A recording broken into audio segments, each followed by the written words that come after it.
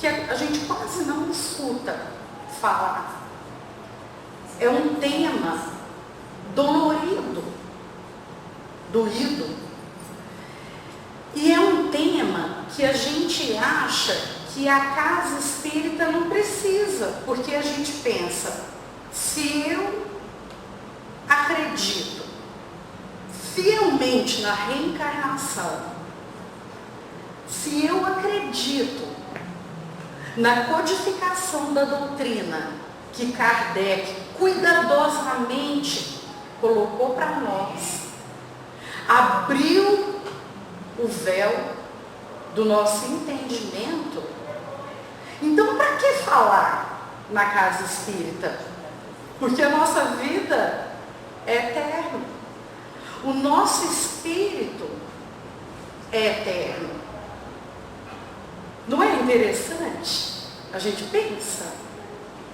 Nós que estamos aqui, que frequentamos, que estudamos, que lemos as obras de André Luiz, Emmanuel,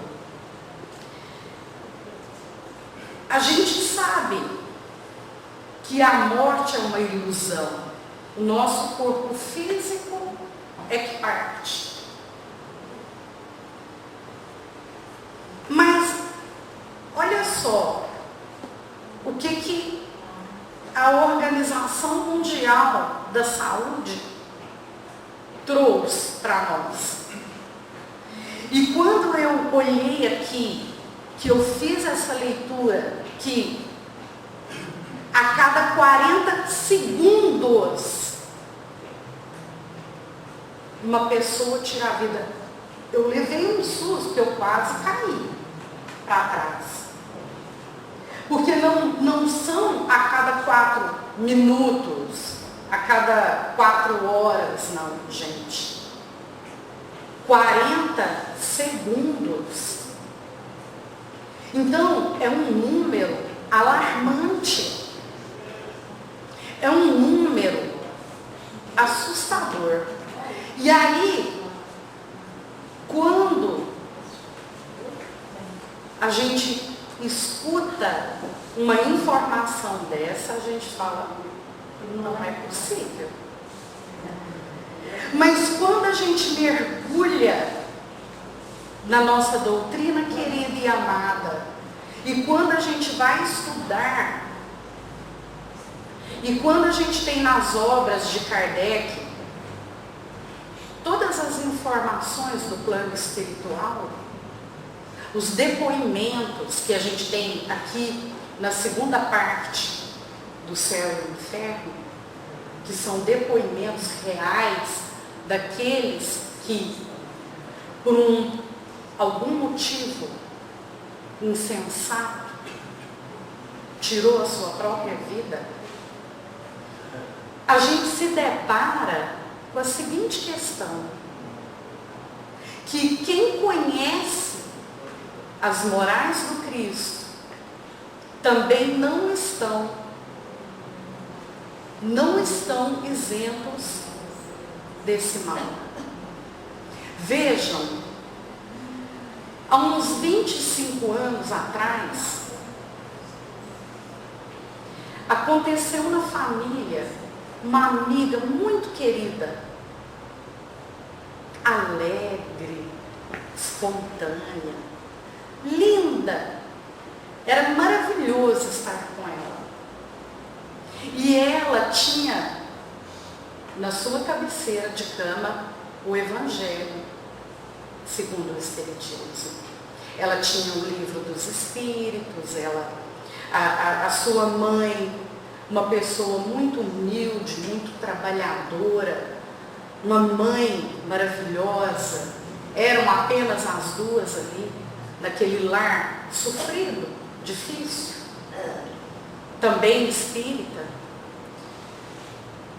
Até que, num domingo de manhã, a gente acorda com uma notícia tão triste, que ela, quando a sua mãe ali preparando aquele café da manhã para ela, gostoso, já tinha colocado o feijão no fogo, porque ela estava demorando a levantar-se. E a mãe dela, não, ela deve estar cansada. Mas o feijão cozinhou há 1 hora ali, e o tempo se aproximando, e nada dela levantar. A mãe então foi até o quarto. E quando ela abre a porta, lá estava ela, enforcada. Então, por que não trazer para a casa espírita um tema tão profundo e tão delicado que é o suicídio? Como não?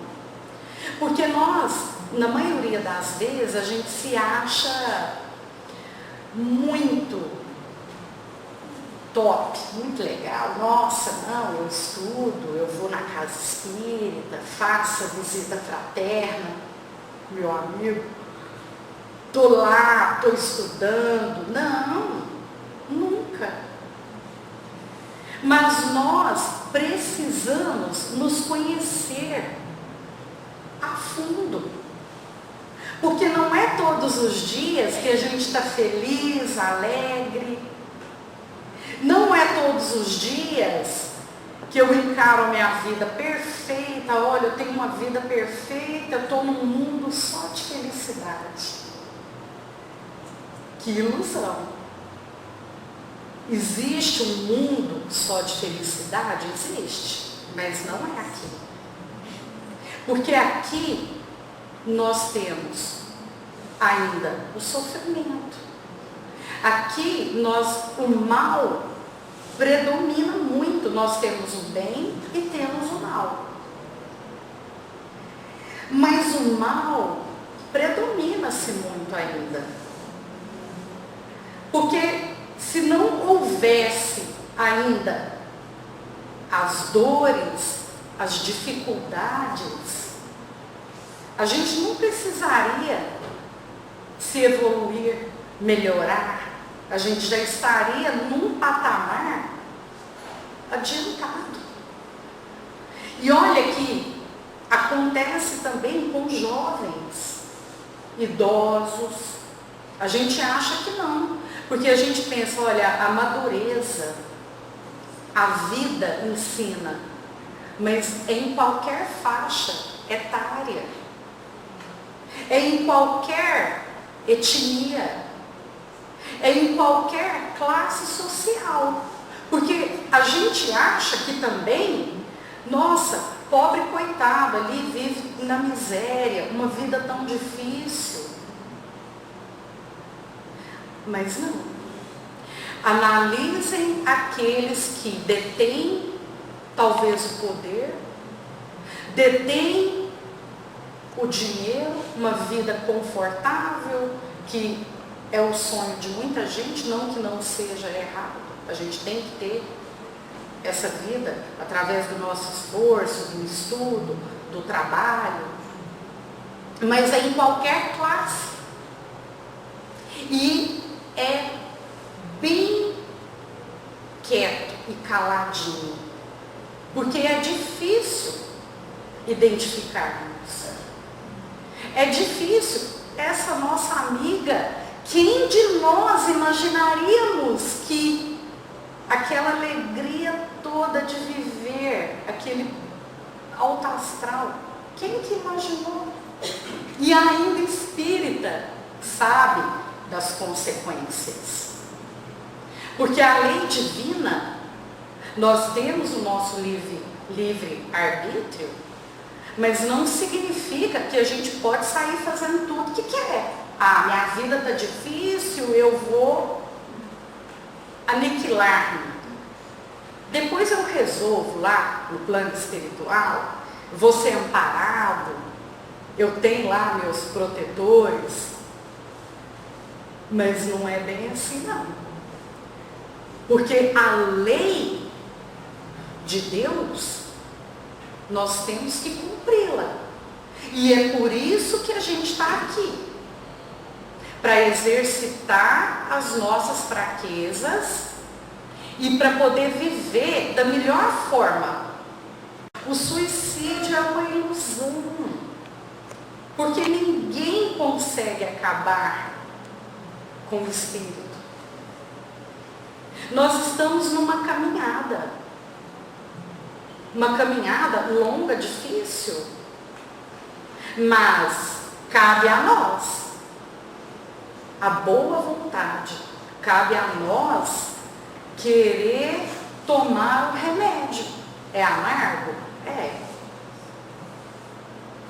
É difícil. Uma doença que não tem cura. Vamos citar a diabetes, por exemplo, que a gente acha que não tem cura, porque quando a gente descobre de início, se a gente tiver a disciplina, você vai ao médico, ele fez os exames e constatou que você tem aquela doença. E aí ele vai te falar, olha, você adora comer uma pizza no final de semana, você adora um bolo com cobertura de chocolate, que delícia! Você adora uma gordurinha, você adora comer muito, não vai poder mais comer. E a gente sabe que faz mal e fala assim, não, mas amanhã eu começo a dieta. Mas agora eu estou tomando um remedinho muito bom. Deixa para semana que vem. Tem gente que é mestre. Segunda-feira, hoje é sexta, no final de semana, né? Porque falta a vontade. Então, nós temos que entender que a pessoa que chega ao ponto desesperador de querer aniquilar a própria vida, ela está passando por situações que não cabe a nós julgarmos. Nós não podemos julgar. Agora, há pouco tempo, há uns 6 meses atrás, uma moça daqui de Uberlândia, que estava nas redes sociais, está na moda hoje as pessoas serem influencers, eu acho que é esse o termo, influencer, porque dão um exemplo de uma Vitória. Ela era bem gordinha e ela então começou a fazer dieta, começou a perder peso e ficou linda, maravilhosa. Então ela estava na internet porque ela queria mostrar para as pessoas que ela era capaz. Que se ela era capaz, os outros também. De emagrecer, de ficar saudável, de ficar bonita. Mas tudo na vida tem uma consequência. Vamos dizer a fama de estar ali, quantos mil seguidores, nossa, agora a região inteira está seguindo, aí daqui uns dias é o país inteiro e a pessoa fica famosa, e tem consequências. Porque ela começou então a receber críticas. Porque nós, num estado de orgulho ou de vaidade, que é o que nós sabemos que nós temos que melhorar a cada dia, também nos afeta. É difícil. Quem fala que aceita crítica fácil, não é verdade. Nós sabemos que a pessoa ela pode ser espetacular em vários aspectos da vida, mas em um ela falha consigo mesma. Então essa moça começou a receber muita crítica e aquilo levou o seu emocional a se desequilibrar. E ela pediu ajuda para algumas pessoas. Mas as pessoas estão acostumadas mais a falar do que ouvir. A gente precisa aprender a ouvir. O espírita, vou colocar como exemplo, eu adoro falar. vamos na casa espírita. Gente, tem 3 vezes por semana. Nossa, eu vou todo dia, eu não saio da biblioteca. Acha que eu vou impor e a pessoa vai vir. E o Haroldo falou na convenção espírita, que eu achei fantástico, ele abordou muito esse tema, que nós temos que aprender a amar primeiro. Amar, doar de nós, nos dar, doar, acolher. Porque aí, abraçado com aquela pessoa, você a conduz até uma casa espírita, até um templo, que pode ser uma igreja, onde ela vai procurar Jesus, onde ela vai se entregar o seu coração. E ele comentou, olha, nós espíritas, nós precisamos amar mais. A gente está querendo falar muito e ouvir pouco. Então, foi mais uma vítima do suicídio.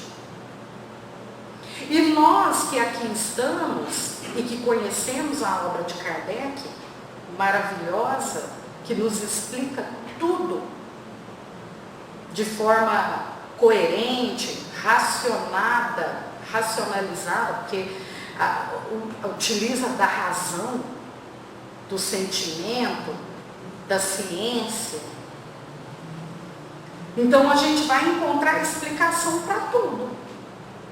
Porque a maior dúvida daquela pessoa que tem a tendência a querer tirar a própria vida, a maior dúvida dela é pensar: o que eu estou fazendo aqui? Qual que é o sentido da minha vida aqui, nesse momento? E aqui a gente tem todas as explicações. Inclusive, no capítulo 5 do Evangelho, lá no item 14, ele vai falar sobre a loucura e o suicídio. Bem explicadinho. E Kardec, ele já sabia que a loucura seria o mal do nosso século. E a loucura que ele fala não é a demência somente do cérebro, do corpo físico. É exatamente o que a gente está passando hoje. Com as nossas crianças trancadas no quarto e não larga o celular. É a ansiedade que nos leva a comer demais, de repente, que nos leva à depressão. A rede social está aí para todo mundo. A gente não consegue nem segurar as nossas crianças de 4 anos, 5 anos. Porque o meu filho de 5, ele já sabe entrar no YouTube e escolher o que ele quer ver lá. Tem lógica. Coisas que nem nós, eles estão acelerados. O mal do século são as doenças mentais que a gente está enfrentando agora. E Kardec já previa.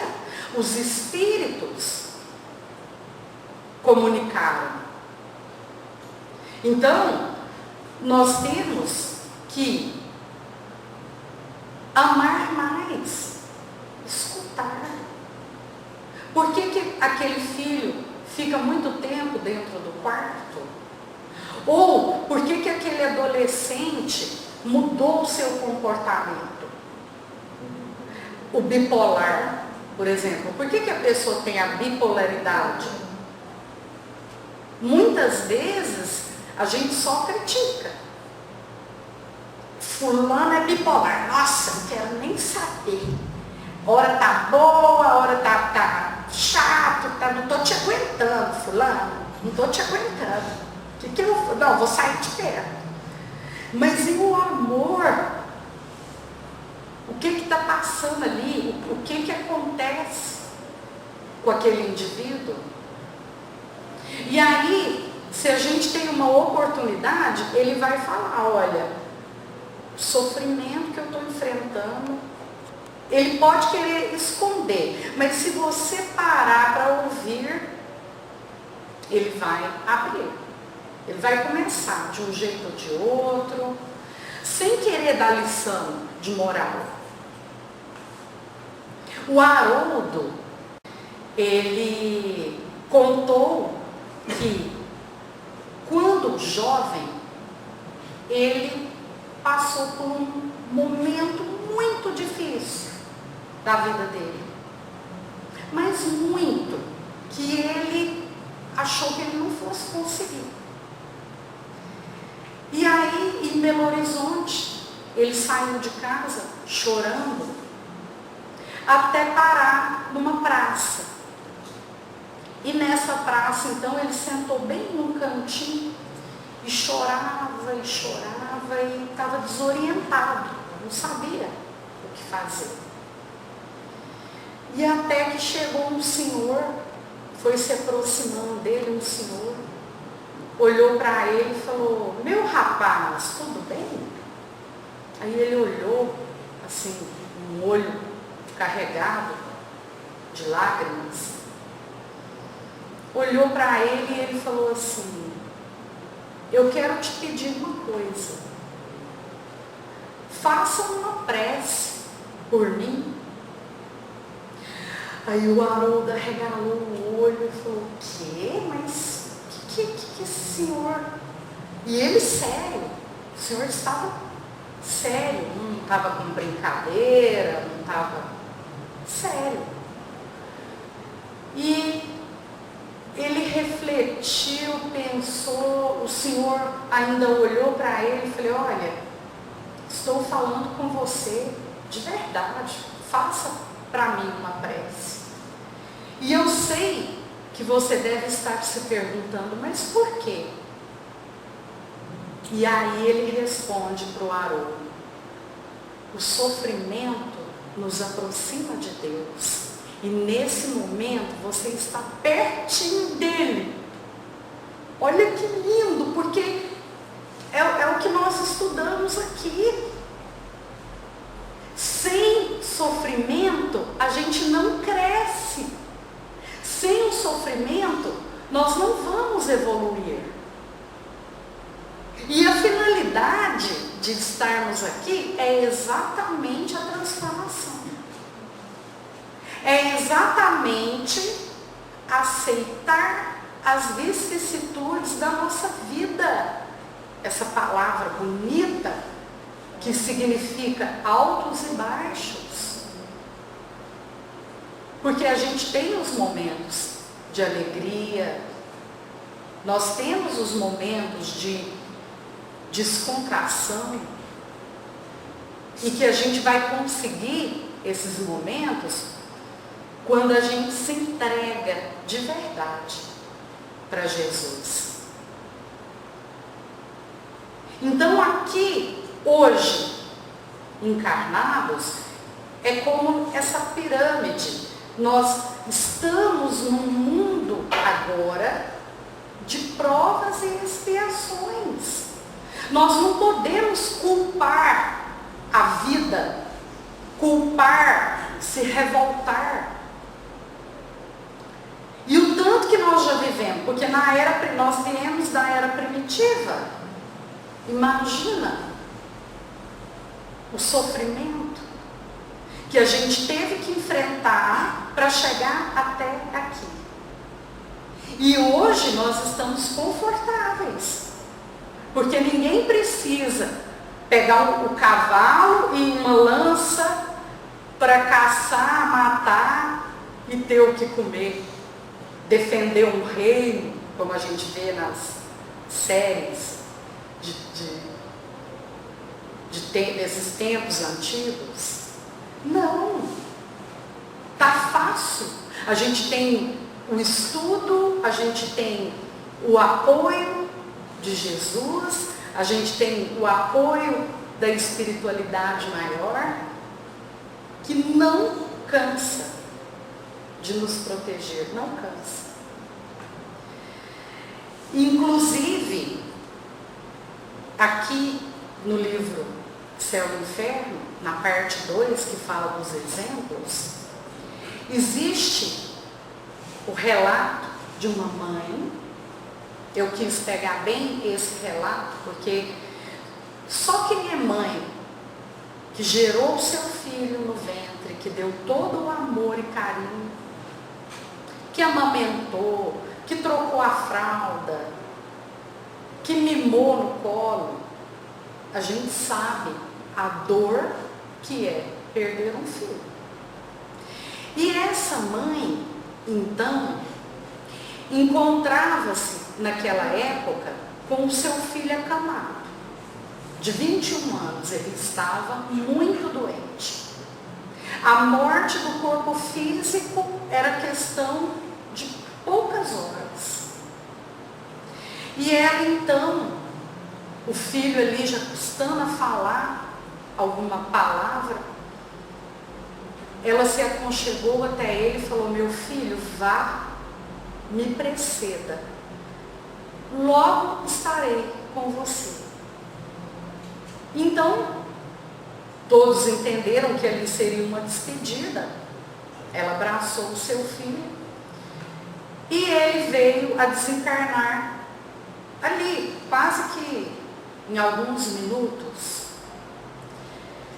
E aí, todo mundo muito triste, abalado, procurar, cadê a mãe?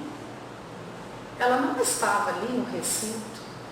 Foram procurá-la e ela se encontrava no celeiro, enforcada. Então ela não teve a força, a resignação para ver aquele filho partir. Que triste. Kardec, então, naquela fase estudiosa onde os médiuns evocavam aqueles espíritos que haviam deixado o corpo físico através dos seus estudos, resolveram evocar então os dois, o filho e aquela mãe. Primeiro conversaram com o filho e ele disse: olha, era para eu estar muito feliz agora. Fui amparado, estou num lugar lindo. Mas a minha mãezinha sofre. E mal sabia ela que seria por pouco tempo a separação. Pouco tempo. Porque a sua programação de vida natural iria se extinguir por pouco tempo. Ela seria então recebida por mim, pela equipe espiritual, nós acolheríamos, daríamos todo o amor, iríamos estar juntos. Mas ela, infelizmente, não soube esperar. E aí então, chama-se aquela mãe. E ela, com muito sofrimento, ela só chamava pelo filho: eu quero meu filho, por favor, meu filho. Ela sabia que ela havia desencarnado. Ela sabia, mas ela não teve o filho ali. E ela então revoltou-se e disse: eu achava que Deus era amor, era bondoso, ia me acolher, me proteger. E aí a espiritualidade maior conversando com ela: irmã, não se revolte. Você transgrediu a lei divina. Consequentemente, você vai ter que pagar. É a lei. É a lei. Então, essa mãe, muito sofredora, os espíritos de luz então viraram para ela e ensinaram ela: olha, faça a prece. Peça a Deus o perdão do seu erro cometido. Você errou. E aí então ela sentiu aquelas luzes maravilhosas como um raio naquela escuridão que ela se encontrava por alguns instantes. E ela, agradecida, falou: eu vou agora então rezar e agradecer. Então vejam que nós temos muito que aprender.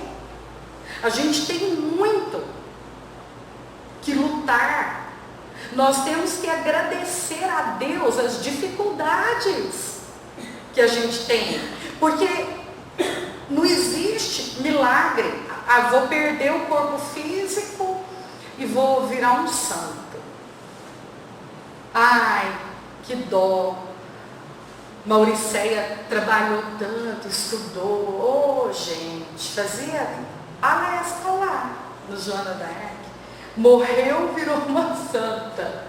Ah, se fosse, como seria bom. E aí, lá no Livro dos Espíritos, na questão 132, o Kardec pergunta então: qual é a finalidade da encarnação dos espíritos? Deus lhes impõe a encarnação com o fim de fazê-los chegar à perfeição. Ou seja, para evoluir, para crescer, para melhorar, para alcançar a felicidade plena, eu tenho que passar por aqui. Eu tenho que resgatar os meus erros. Porque nós todos erramos. Para uns é expiação. Ou seja, o que é a expiação? Nada mais, nada menos que a lei de causa e efeito. Porque se eu prejudiquei uma pessoa no passado, agora eu vou ter que amargar, eu vou ter que expiar, vou ter que sofrer para liquidar aquela dívida. Para outros é uma missão ou uma prova para a gente vir passar por aquele sofrimento, muitas vezes para ajudar um ente querido, estender a mão, ou para provar que a gente realmente aprendeu com o sofrimento. Mas para alcançarem essa perfeição, tem que sofrer todas as vicissitudes da existência corporal. E é esse o X da questão. Porque se fosse tudo perfeito e maravilhoso, qual a razão de estarmos aqui? E essa frase de Emmanuel, com Chico: em muitas ocasiões, nossa conduta pode ser a nossa enfermidade. Tanto quanto o nosso comportamento pode representar a nossa restauração e a nossa cura. Porque a enfermidade é do espírito. E aí, esse desenho é fantástico. Porque ele mostra as fases da nossa vida. Que quando nós aceitamos vir, nós sabíamos que a gente ia sofrer desde o nosso nascimento. Desde quando a gente nasce. Olha que incrível, porque nós estamos lá, no útero materno, quentinho. Não precisa nem comer, não tem nem que mastigar. Não preciso. Estou lá, que maravilha, sendo alimentada ali. Minha mãe, aquele amor quentinho. Quando a gente vem ao mundo, a primeira coisa que a gente faz é chorar, não é? Aquele grito lindo que o bebê dá. Aí a gente já nasce naquele ambiente frio, úmido, tem que respirar, tem que alimentar o bebê, tem que chupar o mamilo para ele ter o leite materno. Depois tem que tomar banho, vestir roupinha. Olha, a gente já nasce sofrendo. E aí na nossa fase adolescente, também a gente sofre. O coleguinha da escola é melhor, acontece aquelas dúvidas, as chamadas crises existenciais na adolescência. Depois na fase adulta piorou, porque adolescente pelo menos não tinha que trabalhar. Na fase adulta, formar, trabalhar, casar, sustentar sua família, direcionar os seus filhos, e aí as vicissitudes da vida. Uma hora está super bem, de repente a gente se vê com um problema sério, grave, uma perda de um familiar que nos coloca muito para baixo, a separação momentânea. E aí acontecem as doenças, porque a certeza que nós temos, todos nós, independente de quem quer que seja, a única coisa certa é a morte do corpo físico. Então vejam, desde muito, aí chega na fase madura, vamos dizer assim, da velhice, aquela fase experiente, madura, racional, muda os hábitos, fazem-se as coisas conforme a moral do Cristo, mas a doença vai chegar. E aí chega então a doença. Então, pensar em aniquilar a nossa própria vida, nunca. E nós temos que levar isso para o nosso próximo. Aquele que não conhece ainda a fé verdadeira, futura da vida. E aquele que também conhece, mas que fraqueja, porque nós não somos um super-herói. A gente também fraqueja. A gente tem as dificuldades. Então, a lágrima é benfazeja. A lágrima vai limpar a nossa alma. E aí a gente pergunta hoje, mas nós temos tanta coisa, tecnologia, remédios que foram desenvolvidos, nós temos tantas maravilhas aí, por que que uma pessoa se sente com depressão? Por que que uma pessoa quer tirar a sua própria vida? Então Kardec, lá no Livro dos Espíritos, olha, a questão 943 até a questão 957, ela vai falar exclusivamente do suicídio. E aí ele pergunta, mas de onde nasce o desgosto pela vida? Aí eles respondem, é o efeito da ociosidade, da falta de fé e também da saciedade, porque nós nunca estamos saciados. Já prestaram atenção? Eu quero uma casa nova. Eu quero sair do aluguel. Luta, vai lá, Minha Casa Minha Vida, faz aquela documentação, não dorme de noite. compra aquela casa linda e tão sonhada. Mas lá no fundo não está satisfeito. Ah, agora eu quero um carro. Fulano tem. Eu não quero pegar ônibus mais. Aí começa tudo de novo.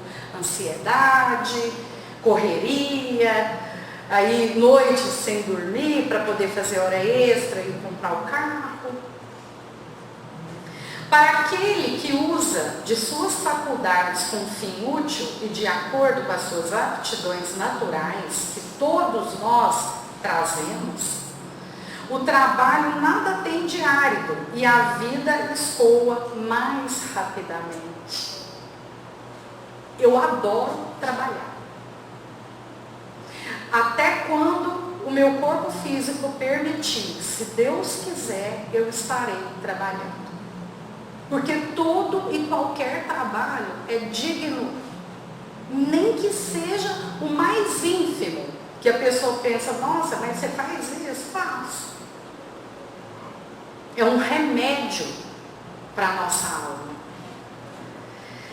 Ele lhe suporta as vicissitudes com tanto mais paciência quanto obra com fito da felicidade mais sólida e mais durável que o espera.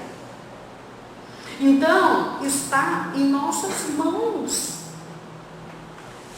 Saibamos utilizar das ferramentas.